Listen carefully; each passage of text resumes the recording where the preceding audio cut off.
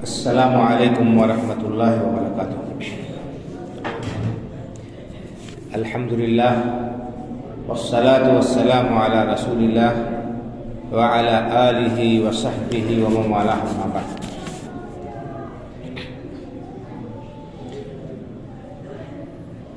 ان کا جو فرض ہے وہ اہل سیاست جانیں، ان کا جو فرض ہے وہ اہل سیاست جانیں، میرا پیغام محبت ہے جہاں تک پہنچے۔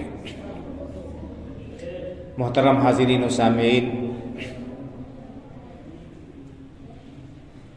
یوم جمہوریہ کے اس پرمسرت موقع پر میں آپ تمام حضرات کو دل کی گہرائیوں سے مبارکباد پیش کرتا ہوں، اور اللہ رب العالمین سے دعا کرتا ہوں کہ اللہ تعالی ہمیں امن و امان کے ساتھ رکھ کر یہ دن بار بار دکھاتا رہے، اور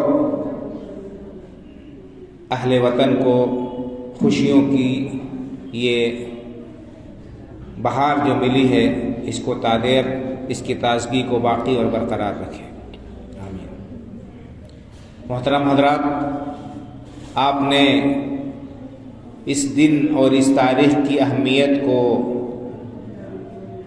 سنا اور اس کو جانا۔ 26 جنوری 1950 عیسوی کو سب سے پہلے یوم جمہوریہ کے نام سے آزاد ہندوستان کا دستور نافذ کیا گیا اور عمل میں لایا گیا۔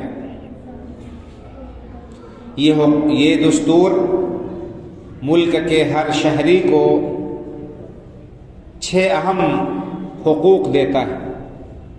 ہم دستور ہند سنتے ہیں، لیکن یہ دستور ہمیں کیا حقوق دیتا ہے، کن ہمارے مفادات کا تحفظ کرتا ہے، اس کو بھی جاننے کی ضرورت ہے، تاکہ ہم نے جس طرح سے انگریزوں کی غلامی اور ان کے ظلم و ستم کو ماننے سے اور ان کے سامنے سر جھکانے سے انکار کیا تھا، آج اس آزاد ملک میں کوئی ہمارے اوپر ظلم اور جبر کرتا ہے اور ہمارے ساتھ کوئی غلط رویہ اور روش اختیار کرتا ہے، تو ہم اپنے حقوق کو حاصل کر سکیں اور اس کے لیے ہم جو ضروری قانونی کارروائی ہے اس کو کر سکیں۔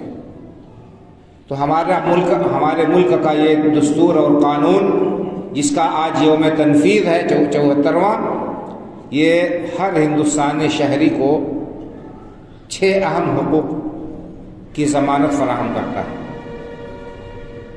سب سے پہلے مساوات کا حق، یعنی اس ملک کا ہر باشندہ دوسرے کے ساتھ یکساں حق رکھتا ہے، کوئی کسی کا حق کسی سے کمتر نہیں ہے، ہر میدان میں وہ برابر چل سکتے ہیں۔ مساوات کا حق یعنی اونچ نیچ اور تفریق نہیں یہاں پر چلے گی، جیسے کہ قدیم زمانے میں ذات برادری، علاقائیت، زبان یا کسی اور وجہ سے، رنگ و نسل کی وجہ سے بھید بھاؤ ہوتا تھا۔ بھید بھاؤ بالکل نہیں، سارے ہندوستانی شہری یکساں اور برابر درجے کے ہیں۔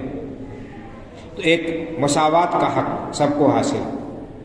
دوسرے نمبر پر آزادی کا حق سب کو حاصل ہے، ہر شخص کو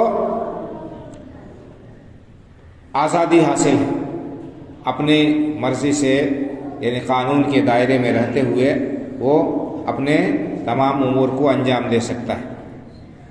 تیسرا حق دیا گیا ہے ظلم اور استحصال کے خلاف آزادی کا۔ کسی کے خلاف کوئی ظلم ہو رہا ہے، زیادتی ہو رہی ہے، اس کا استحصال ہو رہا ہے، تو وہ اس کے خلاف جو ہے اپنا جا کر جو ضروری جہات ہیں، جو ضروری ادارے ہیں، وہاں اپنا مسئلہ رکھ سکتا ہے اور اپنا حق حاصل کر سکتا ہے۔ اسی طرح سے مذہبی آزادی ہر شخص کو حاصل ہے۔ چوتھے نمبر پر مذہبی آزادی، جو شخص جس مذہب جس دھرم کا ماننے والا ہے، کوئی اس کو اس کے مذہب پر عمل کرنے میں رکاوٹ نہیں بن سکتا ہے۔ مذہب کی، دھرم کی آزادی حاصل ہے۔ اسی طرح سے 5ویں نمبر پر ثقافت اور تعلیم کی آزادی۔ ہر شخص اپنی پسند کی تعلیم حاصل کر سکتا ہے، تعلیم اور ادارے قائم کر سکتا ہے، اور جو مذہبی یا غیر مذہبی دنیاوی تعلیم حاصل کرنا چاہے وہ تعلیم حاصل کر سکتا ہے۔ اس قانون کی روح سے حق حاصل ہے، ہر مذہب والے اپنے ادارے قائم کرتے ہیں، اپنے مذہب کی تعلیم دیتے ہیں، اور اسی طرح سے اپنے لیے راستے منتخب کرتے ہیں کہ جو چاہیں وہ ادارے قائم کرے قانون کے دائرے میں رہتے ہوئے۔ تو یہ 5واں حق ہے، ثقافت اور تعلیم کی آزادی کا حق۔ اور 6واں حق ہے قانونی چارہ جوئی کا، قانونی چارہ جوئی کا، آئینی چارہ جوئی کا حق۔ کوئی آپ کے اوپر ظلم و زیادتی کر رہا ہے تو آپ عدالتوں میں اور مجاز اداروں میں جا کر وہاں پر اپنا قانون اور دستور حاصل کر سکتے ہیں۔ تو ضرورت اس بات کی ہے کہ ہم اس یوم جمہوریہ کو جو مناتے ہیں، اس خوشی کو مناتے ہیں، اور اس قانون کے حصول پر ہم شاداں و فرحاں ہوتے ہیں۔ اس قانون کے اندر ہمارے کیا حقوق ہیں، ان حقوق کو بھی ہم جانیں اور ان حقوق سے پورے طور پر فائدہ اٹھانے کی کوشش کریں، خود بھی ترقی کے راستے پر ہم گامزن ہوں اور ملک اور قوم کو بھی ترقی کے راستے پر لے چلیں۔ تو یہ آج کا دن بہت ہی ہمارے لیے خوشی کا دن ہے کہ آج ہم کو انگریزوں کی غلامی کے ساتھ ساتھ ان سے غلامی سے آزادی کے ساتھ ساتھ اس کے بعد جو ہے یہ عظیم دن ملا جب ہمارے ملک کا قانون نافذ کیا گیا اور ہم ایک آزاد شہری کی حیثیت سے ہمیں زندگی گزارنے کا حق ملا۔ میں تمام حضرات کو آج کے اس تاریخی موقع پر، اس خوشی کے موقع پر دل کی گہرائیوں سے پھر مبارکباد پیش کرتے ہوئے اور اللہ رب العالمین سے دعا کرتا ہوں کہ اللہ تعالی ہمارے اس ملک کی ہر طرح سے حفاظت فرمائے، اس کی امن و عاشتی کو اور اس کی خیر سگالی والی فضا کو اللہ رب العالمین باقی اور برقرار رکھے، اور ہم سب کو ملک کی تعمیر و ترقی میں اپنا بھرپور کردار ادا کرنے کی توفیق عطا فرمائے۔ آمین۔ السلام علیکم ورحمۃ اللہ وبرکاتہ۔